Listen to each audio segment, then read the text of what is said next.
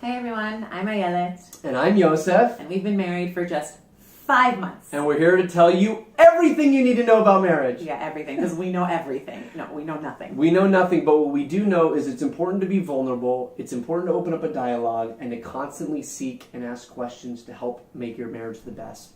Yeah, totally. And so one of the things that we found comes up over and over again in our marriage is this differences in culture. Now, what is culture? Culture is overall a combination of one's ideas, beliefs, perspectives that each and every one of us has gathered from when we were really, really little by our parents, our society, our teachers, and friends. So we've ultimately tried to come up with a 3-step process to understand better how to take in your partner's culture so that it can create way more connection and way less disconnection. Because let's face it, what woman doesn't want to feel connected to her husband all the time? And if you don't eventually get to a point of embracing your partner's culture, you will end up always trying to turn your partner into you.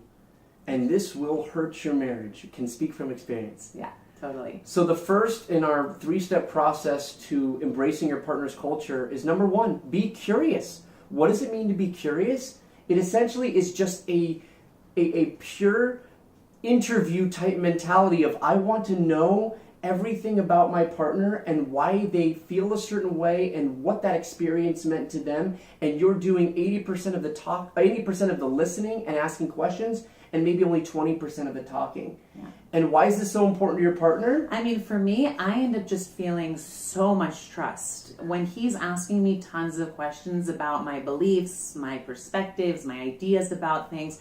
I feel like, wow, I can really open up and trust this man. Amazing. Number 2, we find, is acceptance. And acceptance is essentially not trying to change your partner. Yeah. And when you're not trying to change your partner, they don't have to feel what we talked about. I just don't feel defensive when I don't feel like he's trying to change me. When I feel like totally free to share my culture, then I'm not needing to defend my ideas, my beliefs, my perspectives, so I can bring my full self into marriage. It's really beautiful. Amazing. And the third one we have is to embrace. This is the next level up. This is going from not just not trying to change your partner, but to actually loving your partner's differences, their idiosyncrasies, the culture that makes them who they are.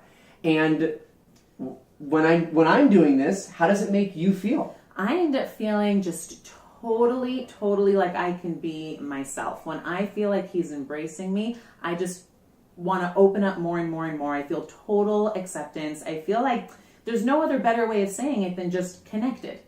We ultimately feel connected. And just a great example between us that is a difference in culture when we got married is Ayelet dresses a little loud and very colorful. And this wasn't something I could say I was looking for or I even went into marriage embracing. But now I can see that when she is able to express herself this way, she could be her best self. I'm her cheerleader behind her saying, throw on those earrings, put a red scarf on when you're wearing that black dress. Drink out of a unicorn mug. Be a unicorn, be different, be unique. And he's come to really embrace my unicornness, and I really feel it. I can totally feel it.